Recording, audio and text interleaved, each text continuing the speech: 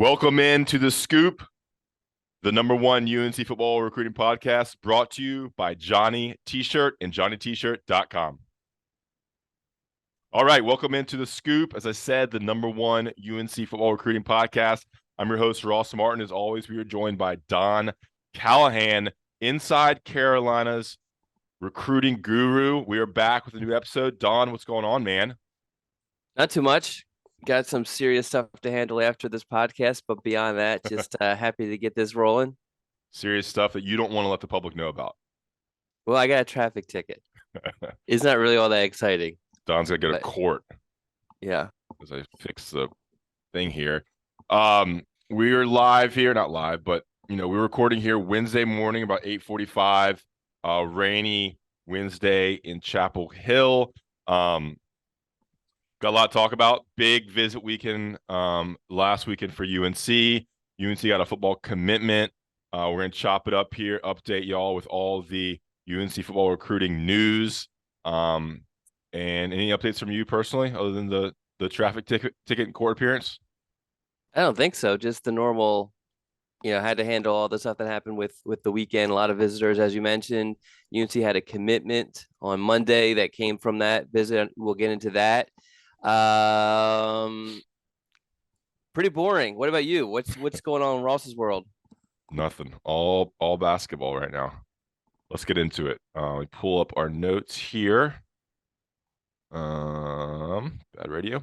All right. And so let's start with the commitment. First of all, make sure to rate, review, and subscribe to the Inside Carolina podcast. We're on YouTube and anywhere you get your podcasts, Spotify, Apple Podcasts. And remember, this is brought to you by Johnny T-Shirt and JohnnyT-Shirt.com. All right. On Monday, UNC landed a commitment from Evan Bennet. He is the first commitment of the 2024 class of the Tar Heels out of Gatewood High School in Edenton, Georgia. He is unranked right now. He is the first commitment out of the 2024 class, linebacker, 6'3", 210. I guess, Don, did you see this coming? Your initial thoughts when it happened? Because I'd never heard this guy's name until he committed. Yeah, I mean, I knew that North Carolina was a school that he really liked. He initially visited back in November for the Georgia Tech game, and that's where he was offered by North Carolina. And then him returning, obviously a good sign.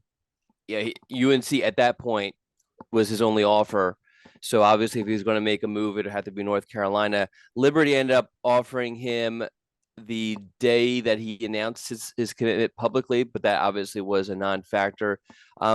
So, I mean, you know how this is. I mean, we get the heads up on these things ahead of time, so seeing it coming is always kind of strange question for me. But I mean, I didn't. I think in the beginning of the year, if you would have asked me, who's going to commit, he probably wouldn't have been on my list just because he's obviously a guy I knew North Carolina was interested in, but there just wasn't a whole lot of buzz around him. Yeah. So what is UNC getting with Evan Bennet? You can only take so many linebackers, usually 2 per class, roughly. And this is one of them. So I guess UNC's prioritizing him to a certain extent. What are they getting from him? What do you see? Where you project him as a Tar Heel, et cetera? So he is your classic, big fish, small pond situation. He plays in the independent league in Georgia.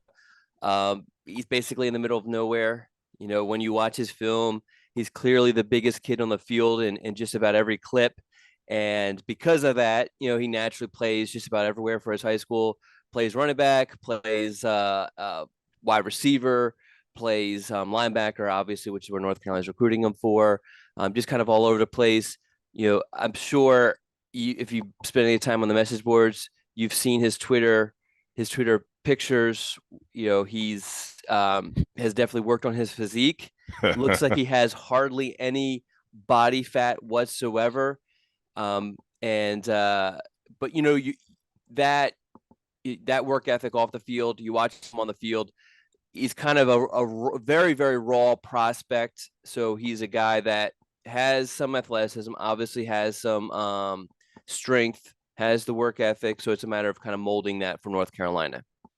Yeah, this is not a Atlanta suburbs guy. He is No.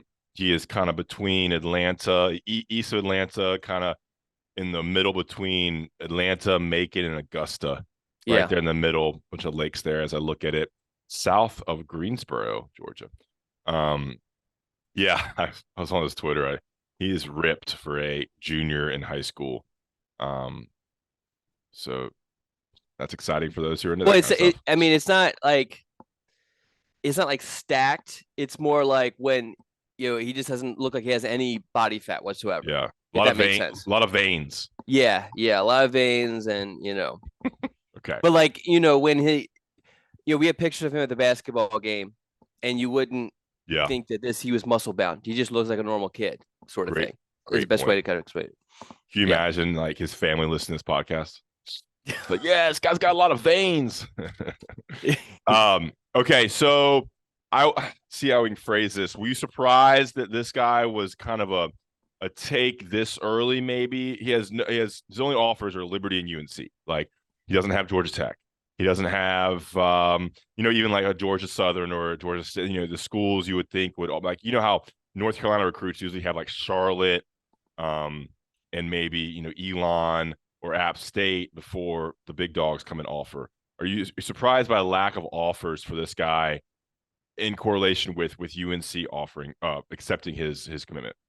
Yeah, I mean, so it's always that age old sort of debate with recruiting is like you want to obviously have your coaching staff take players that they like based off of their evaluations only, which obviously this falls into. But then you always worry that when it comes to football recruiting, it's somewhat of a market, and the market there is a level of efficiency to it, and the market right now, based off of his offers, doesn't speak highly of him. Now he's in the middle of nowhere. I'm sure a lot of schools are going to or have once he announced his commitment, turn on his film to check to see if they missed out on something or maybe he slipped through the cracks or that sort of thing. So maybe he could get some more offers. But yeah, I mean, so it's just kind of like obviously North Carolina felt like he was worthy of it, but the market doesn't match that at this point. If Yeah. that makes sense. Did that Yeah. make sense, or was I kind of just jumping around? Okay. That was a good way to phrase it. We'll see if more offers come in or people just stop recruiting him. A good thing is he has the size. 6'3". I don't know if that's legit or not, but probably at least 6'2". Big, long. He's going to play at middle linebacker, right? Middle linebacker, outside linebacker, kind of center. Yeah, Great. I mean UNC basically is using those two linebackers as inside linebackers, and he'll play one of those roles. Yeah, and he has the distinction of being UNC's first 2024 commitment. That's exciting for him. And anything else you want to say about Evan Bennet? Yeah, so I ran the Q&A on him last night. Would love to have run it much sooner, but we had the weekly scoop and had to work on that, and that was massive, which we'll get into a little bit here and there throughout this podcast. So that obviously took precedent over transcribing that Q&A. But talking to him, absolutely great kid.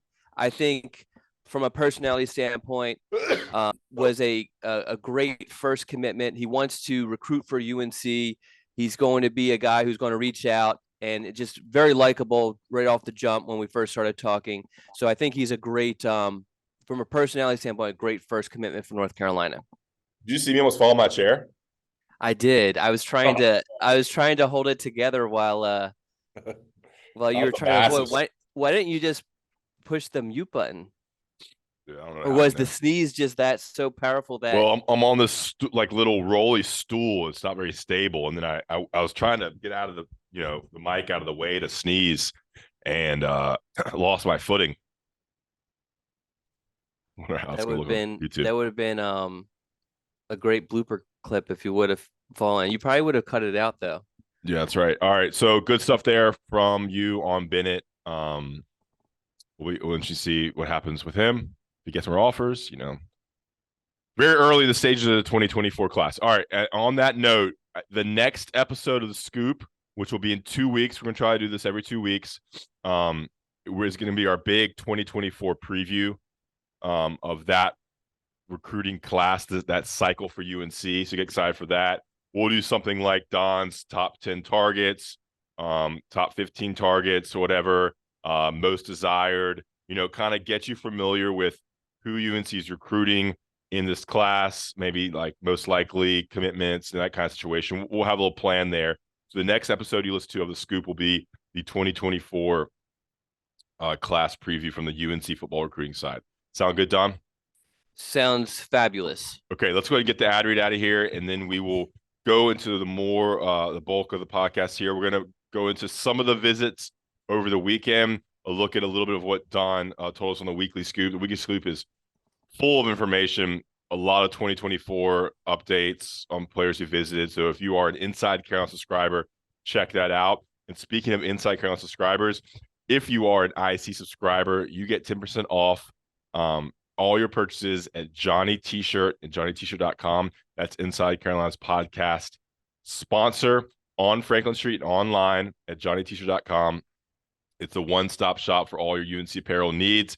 Got baseball season coming up, basketball season's in full swing. Get your jerseys, get your T-shirts, hats, sweatshirts, anything you need on Franklin Street at johnnytshirt.com. If you're getting UNC stuff, you might as well get it from a local independent company that values customer service, supporting independent companies like us, and as part of the community like Johnny T-Shirt and johnnytshirt.com. Remember, all Inside Carolina subscribers get 10% off. Find that code on the message boards, Tar Pit Premium or UNC Basketball Premium message boards. Get that code. Tell them IC sent you, and then make your purchase at Johnny T-Shirt and johnnytshirt.com. We appreciate their support, and we appreciate your support of them. A couple national ads, and we'll be back with more of the Scoop podcast featuring Don Callahan. All right, we're back. Don, let's get into a question that a longtime listener, Jeff Joyce, out of the Asheville area, asked me. Jeff actually works at Christ School, Asheville Christ School. I will actually be at Christ School at some point within the next couple of months. So months, so vague. You should hang out with Jeff. I don't know if he wants to meet his heroes, but like Wayne House and Jeff Joy, they're all fans of Don Callahan. I don't even know it. So he was telling me about they have a couple big time football. Beautiful recruits. campus, by the way, at Christ School. Yeah, a little scoop here. I interviewed there for a teaching job. Did you really? So you've seen, that campus is beautiful. Yeah.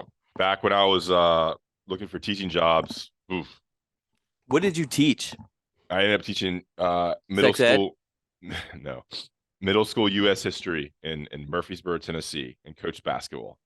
So I was applying to a lot of schools across the state in the mountains. I was looking at the Nashville area a lot, and they brought me in for it was like a day-long interview. I met with like 8 people. Wow. And eight there. I mean, Marshall Plumlee who played at Duke was a student there at the time. I remember seeing him. He was like 7 foot tall. Did you get the job? I did not.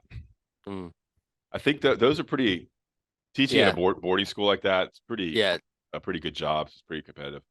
And I was like 25, 26. All right. Anyway, they have 2 pretty highly recruited guys right now, I guess, in the junior class. And Mac visited there Monday. Mm-hmm. You have that little scoop on the page there. So he asked me, I thought it was kind of a good question to kind of lead to this discussion. In these January visits that Mac and the assistant coaches are making, this is a contact period. Is that right? So it's a contact period for seniors. So for guys like the 2 that you reference at Christ School, which is Caden Jones and Khalil Connolly, they're juniors, so it's not contact for them. It's just an evaluation period. It's an evaluation period. You go to the campus, talk to the coaches. You cannot contact the players. Correct. You could contact the seniors if you're still making your rounds there. Yes. So on these, so it's a little visit period here in January, right? What does it mean when Mac, because he can only make so many visits, right? Yeah. How does that work? What does it mean for Coach Brown to visit your school? Does it show that those guys are priorities in 24 class? Does he go to a school that has a lot of recruits? What's the strategy here? And also, how many visits does Mac get? How many visits do the assistant coaches get? Is it as many as you can get in the time frame? How does it all work? So Now, I always give the caveat that I'm not a NCAA rules expert because the rule book is very complicated. It's always changing. So usually when I write up a story, I always kind of call a couple people who I know this stuff pretty well and just make sure I have it on point with what I'm reporting. But I obviously don't have them here with me. So there's the caveat, the disclaimer. So during this period, assistant coaches can visit a school once a week, visit with recruits once a week, but the head coach only gets one visit period. Now, so the assistant One coaches visit to that school to that school period, yes, to during each. per period. Well, one visit, it's one visit per prospect, but I think it just ends up being one per school just because it gets a little complicated. But let's just say one visit per school just to keep it simple, whether that's the rule or not. But it basically is the rule. And how long is this period in January? It's for January. So this actually began back in, what was it? Let me see if I have it here. This contact period began in, I don't have it here. Or hold on. Began I think in November. So this is just an extension of that. The holiday dead period kind of falls in the middle of that and breaks it up. But basically for January, it's just these 3 weeks where I think it was well, basically the prior 2 weeks and then this week. Okay. Where they can actually, coaches can go on the road. So when you talk about assistant coaches in a lot of these situations, it's you gathering information, because they're obviously going to schools of recruits that they know about and that they're checking in on, and they basically kind of just want to be seen.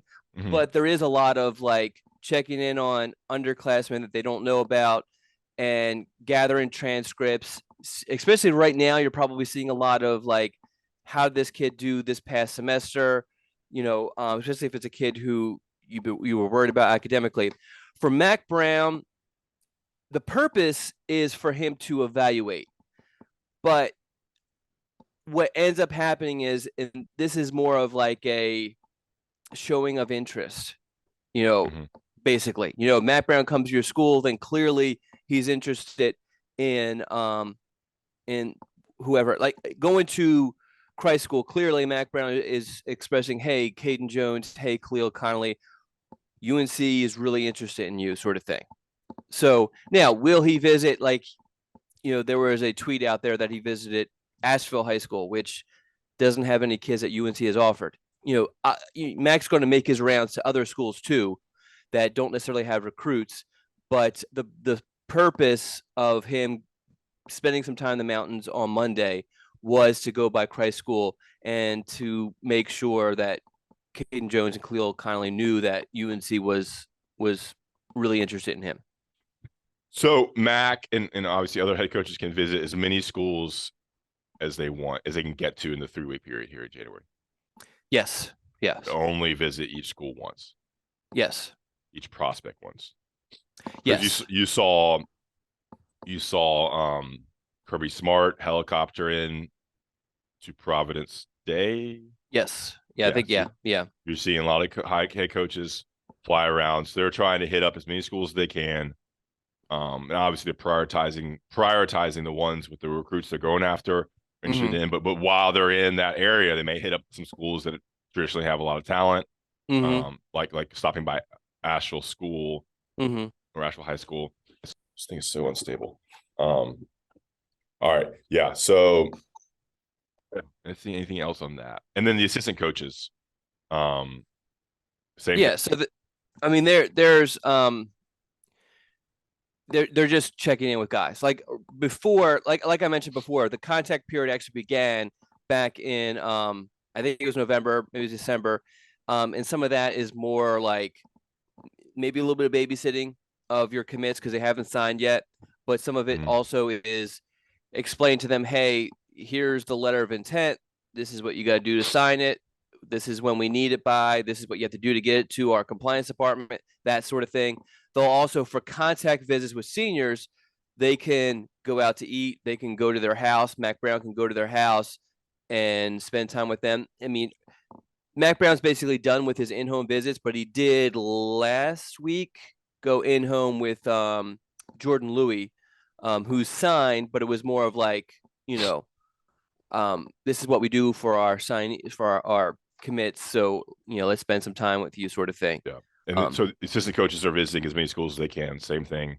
Yeah. So like evaluating, talking to coaches.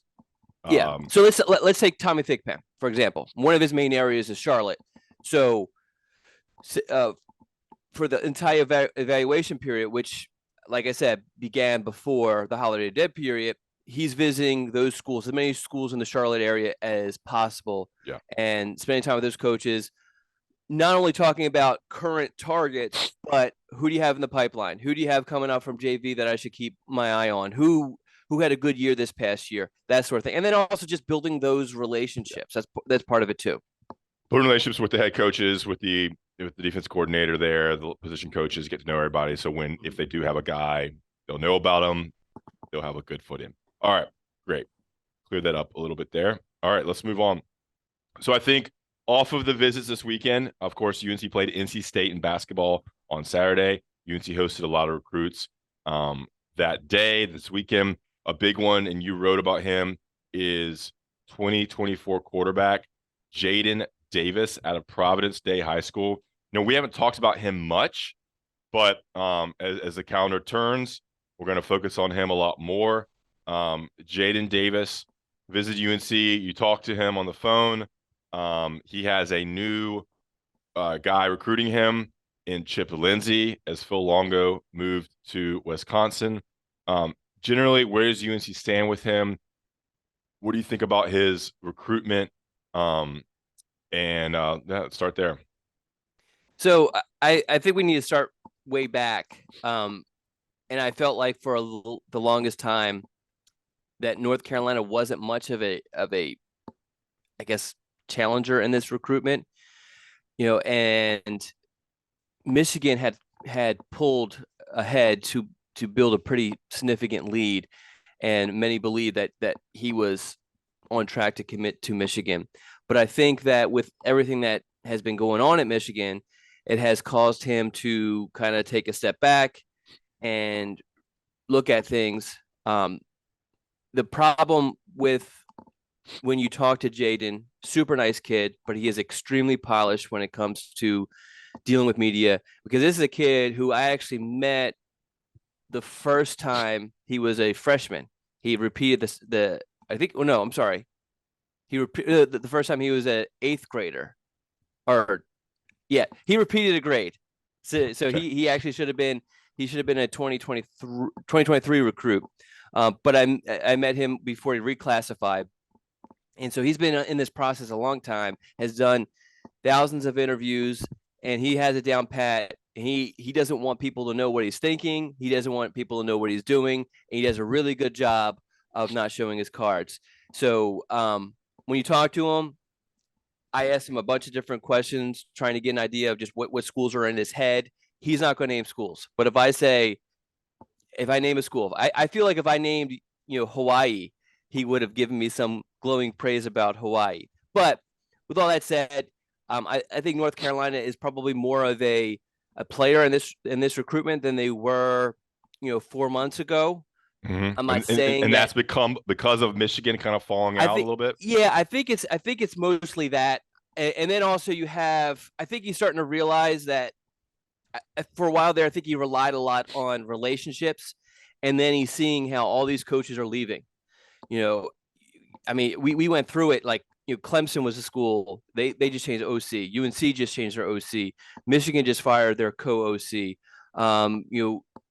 Ohio State was in it, and then they dropped out because they got a commitment, and they're back in it. And there's all these changes going on, and he's realizing that it's caused him to give a little bit of pause and be a little bit more careful and maybe approach things a little bit differently. Yeah, maybe commit more to the school versus to a coach. What happened at Ohio State with him? With the quarterback recruit? The the kid, I can't remember his name. I can't think of Dylan. His brother was a quarterback at Nebraska. I can't remember his last name, but anyway, he was committed to Ohio State and then he decommitted, and he's basically the top quarterback in the nation. And I think 24. 24, yeah. And Okay. so he decommitted, I think, in December, and so now Ohio State is getting back involved with Jadyn Davis. Okay. Okay, in-state kid lives in South Carolina. Yeah, so born and raised in Georgia. He lives in Fort Mill, South Carolina. Anyone who knows the Charlotte area, Fort Mill, even though it's in South Carolina, is basically Charlotte. Yeah. So he attends school at Providence Day School. Yeah. So this is I guess technically not an in-state kid, but he does attend an in-state school, and he's not originally from this area. So you definitely, I never got the. You always, when you talk to Sam Howell and when you talk to Drake May, you always got the feeling of playing in state means playing for North Carolina sort of philosophy, and how that there is some value in that. Even when Drake was committed to Alabama, even when Sam was committed to Florida State, you still they mention that. You don't get that from Jadyn Davis.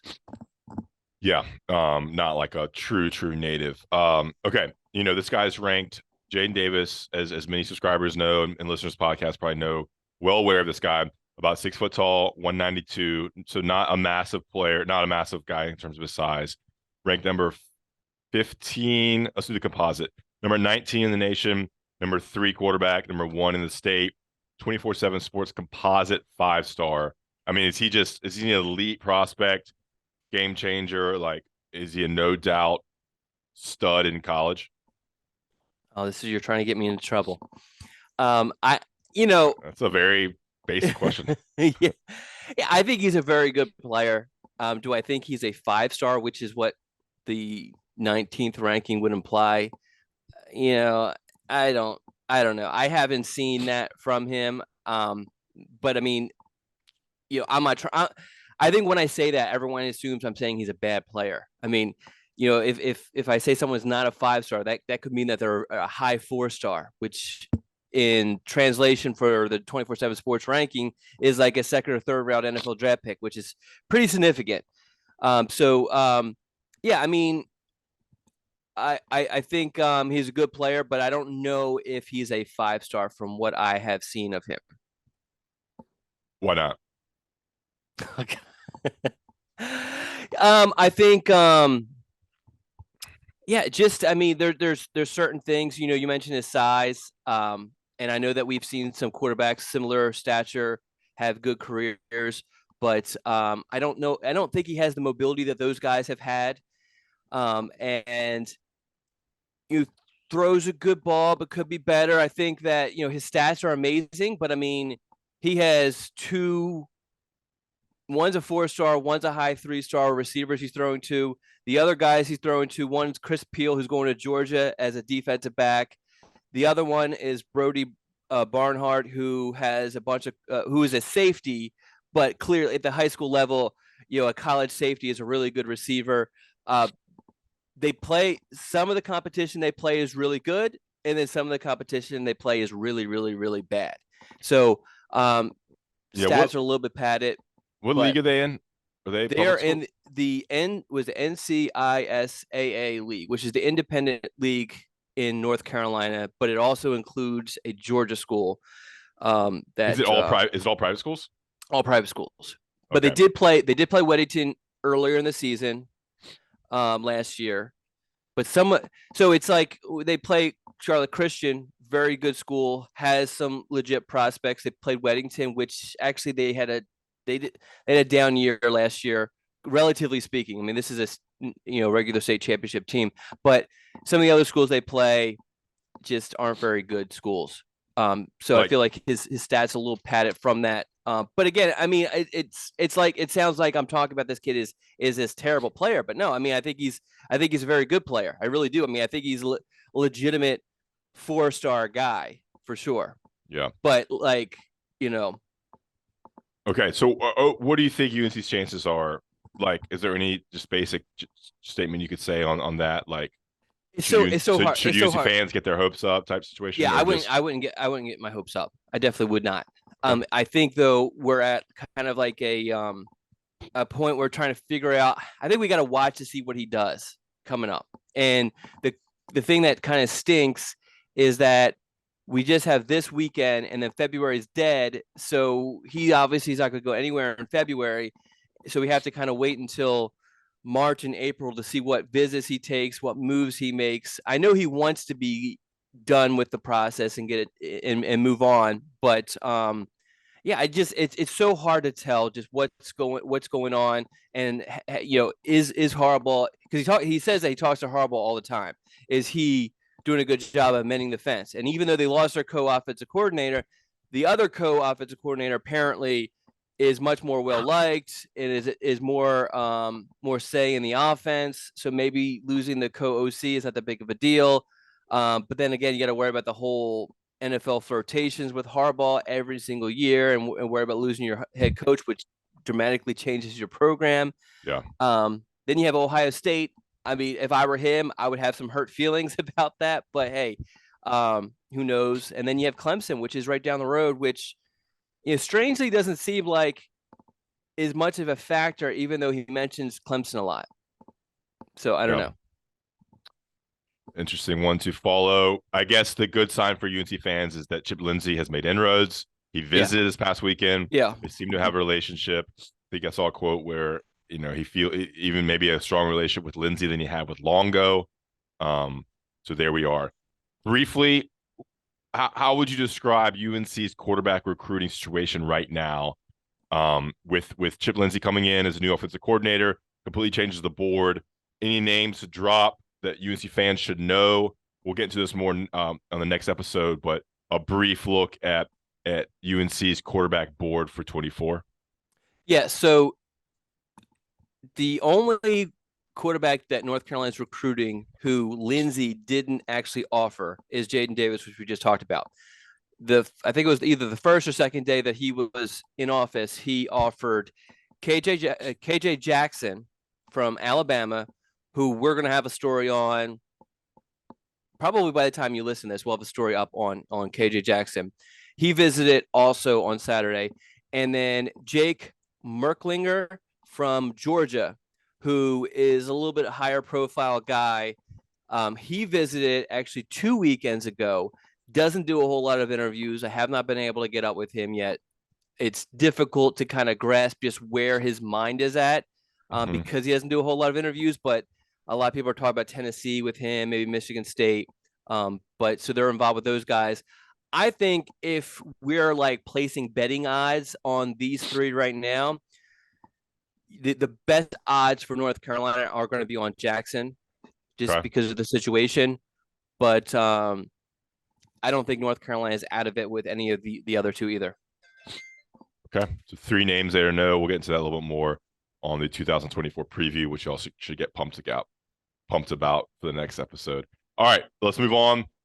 Briefly, this is just a name that I feel like I've been hearing about for 4 years.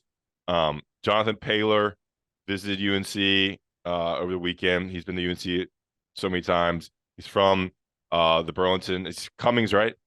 Yes, Cummings High School. Yeah. What's the deal with him? Just briefly on Paylor. Yeah, so he is actually. I know some fans, and it does get a little bit ridiculous when you come up with a top 20 list at some point, but he has followed it so methodically with having a top 20, then having, I think it was a top 16, and then he came out with a top 10, I think it was in November, and then he's going to cut that down to God, I gotta look at my notes. Was it? I think it's. I have so many guys in my head. I think it's a top 5. Let's see. Do you have it in front of you? So because I know this is terrible. I don't want to say the wrong thing. Don't say anything then. Where the hell is he at on here? Anyway, he's going to cut it down again. Okay. And so I like that he's so he's going to cut it to. Oh, that's right. He's going to cut it to an 8. So he's going to cut it to an 8 after the indoor track season, and then he's going to cut it to a 5 after that. And I think he kind of gives you a good idea. I get it. It's playing games, but because he's doing it so methodically, I think it's kind of helpful. I mean, the thing is with him, regardless of who he cuts and all of this sort of stuff, the main schools in this recruitment are North Carolina, NC State, Clemson. Maybe you could throw Alabama in there. I think the distance hurts them. Maybe there's another school that kind of piques his interest. A national contender sort of type that kind of jumps in and piques his interest. But for the most part, those are going to be the schools. The paring down that he's been doing is more window dressing than anything else. But I admire the fact that he's being methodical about it, and that's kind of where he's at. He's going to take his officials and then make a decision. Is he like a running back or like a slot receiver? He's like kind of a Swiss Army knife? What's the deal with him? So in high school, he's a little bit of a Swiss Army knife. I feel like he's growing, he's filling out so well. And this is a kid who spends so much time in the gym. Like every time I text him, he says, "Hey, I'm going to call you at such and such time because I'm working out now, and that's when it's done." Like every single time, he's always working out, and he definitely looks it when you see him. But he, I think he's filling out to be more of a running back. But North Carolina still views him as a slot guy and throws comparisons his way of Josh Downs, and he could definitely do that. I just from what I've seen of him, I feel like he's a running back. Okay. Where do you think he commits? I don't know. I think this can go in a lot of different ways. I know everyone wants to discount NC State, but I think that's a legit option. I think it would not surprise me to see him at NC State. It would not surprise me to see him at Clemson. I think that appeals to him. I think staying in the Triangle area, whether it be North Carolina or NC State, definitely appeals to him too. I don't know. I think those three are the main ones. Man, UNC, if they're in Alamance County, that's gotta be UNC territory. That is a 30-minute drive less. Same with Guilford County. I mean, those are two you're still UNC is a lot closer to Greensboro and Burlington than Raleigh. I mean, I know it's not that much of a difference, but like since there's not much talent in Orange County, you got to make Alamance County and Guilford County kind of your area. I agree, and I think North Carolina has. I mean, we talked about the Mac Brown stuff in Burlington. So in January, Mac Brown's first stop on what was that? I can't remember what day. It was a Friday, I think it was. He went down to Charlotte, Providence Day School, for reasons we kind of talked about, right? Second day, he went to Burlington Cummings and Greensboro, Grimsley High School to see Ross Martin. And so I mean, and Lonnie Galloway has been at Cummings High School as much as he is permitted. There you go. Okay, great stuff there from Don. We're just flowing through here. Okay, is there anybody else, any note from your weekly scoop and the weekend that you want to touch on? I know there's the Grimsley targets that I have interest in. There's the two wide receivers they offered, a defensive end, tight end, Bryce Davis. I don't want to give. I mean, there's a ton in there. I don't want to give away too much. I do think it's kind of, Grimsley.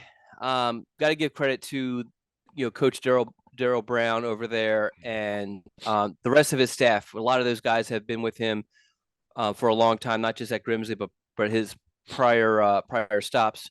And they've just done a great job of keeping this train kind of rolling. You had Travis Shaw, then you had Ray. Well, there wasn't one, I guess, in that next class, although they had some really good underclassmen. I mean, I'm sorry, smaller school kids. This class, the 2024 class, you have two wide receivers, Alex Taylor and Terrell Anderson.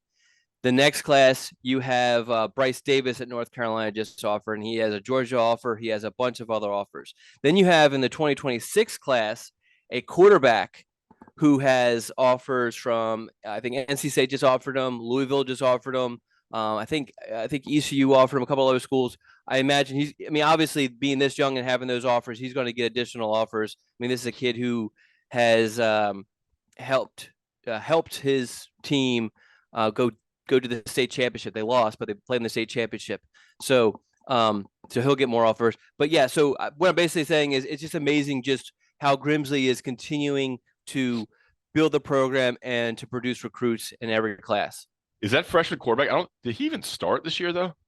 So they platooned. They had a senior, and they platooned with the two of them. I think they did what's his name?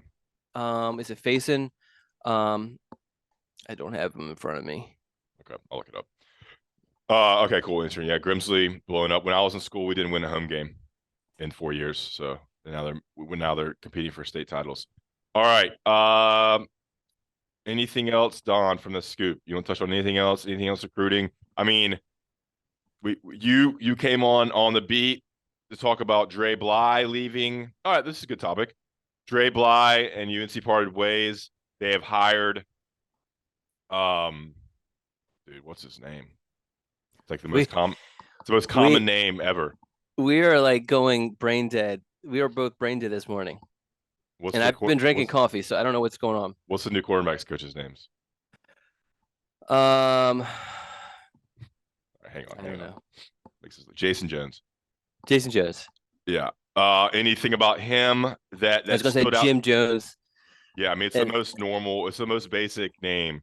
Anything that stands out from that hire that maybe perked your interest when you heard it? He's coached a lot. He's coached in the SEC, Big Ten, been around the block. He's obviously spent 1 year with Charlton Warren in Indiana. He's coached safeties. He's coached cornerbacks. He's been a co-defensive coordinator. What stood out or what perked your interest when you heard that he was going to be UNC's new cornerbacks coach? I mean, I guess just the fact that he clearly, Charlton Warren clearly had some sort of influence here because they have the connection and they worked together, I'll bet for just one season, but it was fairly recently. So clearly Warren wanted to work with him again. And I think that, speaks highly of just Warren's thoughts on Jason Jones.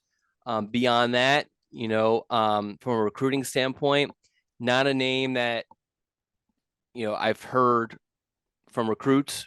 And some of that is because he hasn't been in this area recruiting a whole lot. But what I mean by that is, when I talk to recruits and, they bring up other coaches, other recruiters' names all the time. And that's just not a name. Although Jason Jones is such a basic name that maybe I have and I just didn't remember it. Yeah. Okay. Enlightening stuff there. I'd never heard of Sorry, I couldn't provide more. Yeah. I didn't know. I mean, yeah. Let me ask you. I mean, the changes, so you get rid of Dre Bly and I mean, that seems like it's it. I mean, I think everyone kind of thought or maybe they hoped that Tim Cross would be gone also. Are we done? I mean, Greg's column that published yesterday says the defensive staff is set. I've actually not read it this morning.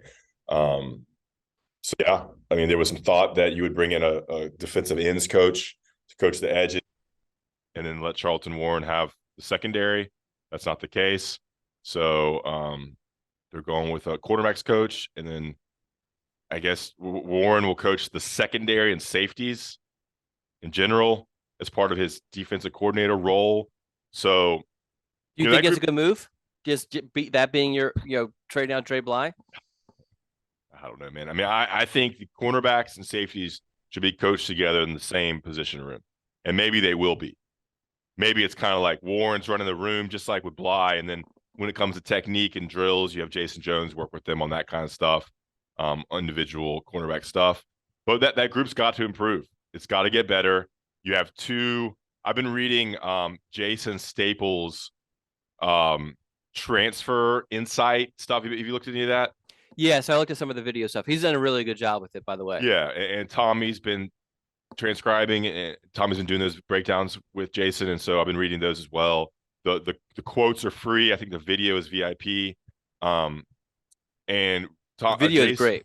Jason goes in depth breaking down each transfer, probably halfway through now, but he's done the Chapman kid from Virginia, and then Elijah Huzzy. I mean, Jason's super high on Elijah Huzzy. Says he could be Yeah. a first team All ACC guy coming out of East Tennessee State University. So there's a uptick in talent, it seems, from the transfer portal combined with Marcus Allen, Legend Cavazos. So that group's got to get better. So does defensive line. Like, I mean, this is, I feel like last year was even like kind of the put up or shut up time, but this is it. You have Drake May, you have a lot of skill positions, and the defense just has to just get better. Defense has to be like middle of the road at least, and make some plays and stop some offenses. So it's a big moment for the defense, and I don't know, they're like bottom bottom 10 in sacks. Yeah. Like just some horrible stats in terms of pressure and stats for sacks and TFLs and quarterback hurries and all that stuff. I mean, I know that this is maybe more rhetorical than anything, but I mean, can it get better with the same coach that you've had for a while at defense and the same offensive coordinator that you've had, I guess, going to the second year? Yeah. Yeah, I don't know. I mean, I guess the one thing you could spin it is that Chiswick will have another year to kind of, Mm-hmm. you know, get his system in and really understand the talent he has. And same with Warren, the second year, maybe they take a little jump under that leadership. But yeah, there hasn't been a huge amount of development. I am worried that they may, there's a chance they waste Travis Shaw. It's a realistic Yeah. thing. Like if he doesn't develop and get the coaching and develop it he needs, you have this 5-star top 10 recruit that isn't, you're seeing how good Dexter Lawrence is in the NFL. And I don't know, Dexter Lawrence may have been a little bit better recruit than Travis Shaw, a little bit better athlete, but same kind of level of recruit, at least in terms of rankings. And so you want to see that development. I'll be interested to track Travis Shaw's fitness and weight loss this offseason as well. Yeah, I think the one thing though, you mentioned Travis Shaw, but UNC has signed a lot of blue chip defensive linemen under Mac Brown. And have any of them reached their potential? Yeah, I mean, I point to a guy like Jahvaree Ritzie. I mean, he is. I mean, he might be the exception, but I mean, Well, I don't know. He's been good. yeah, but has he? I don't think he's been great. Yeah, He's starter quality, but I remember talking to Steve Wilfong about this guy was like yeah. elite in terms of athleticism. Wilfong loved him. Yeah, Yeah, and well, look, Jahvaree is entering his third year, but based on where he was as a recruit, you would think this guy would be a sack monster. I mean, yeah. I don't even know Or if he even got. what about like Des Evans? I mean, I guess my thing is like you have busts all the time. It's just how it is. You're gonna have busts. But I think that when you sign a bunch of blue chips and they all are busts, you know, I don't know. I think I don't know. Yeah, so KJ Bingley Jones, injuries. Mm-hmm. Miles Murphy was really good last year, 2021. He might be the Um, exception. but he struggled with injuries this year and was not as productive. I mean, Mac was talking about him going to the NFL after this year. Yeah. He'll be back.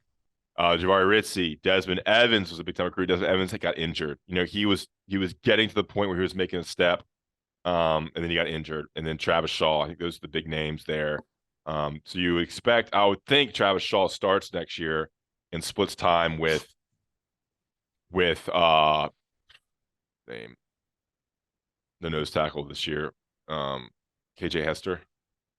Yeah, Kevin Hester. Yeah, Kevin Hester. So we'll see. And then you have Jahvaree Ritzie and Miles Murphy. So they got the bodies again, and hopefully Desmond Evans can get healthy. I'm not exactly sure what his injury was. All right. Anything else, Donald? No, just wish me luck. Yep. Don's heading to court, going against. Hopefully the judge is like, "Are you Don Callahan from Inside Carolina, Yeah, the that would be great. And just recruiting guru?" throw it out. Throw it out. I've been reading your scoops for 3 years now. Can you imagine? All right. Appreciate y'all listening, guys. Rate, review, and subscribe really helps us. Appreciate Johnny T-shirt, johnnytshirt.com. Make sure you subscribe and turn on alerts for the YouTube channel. All our podcasts now are video form and audio form. We will be back in 2 weeks with the 2024 preview. Get pumped for that. And that's it for us for the scoop. Good, Don? I'm great. All right. See you guys later.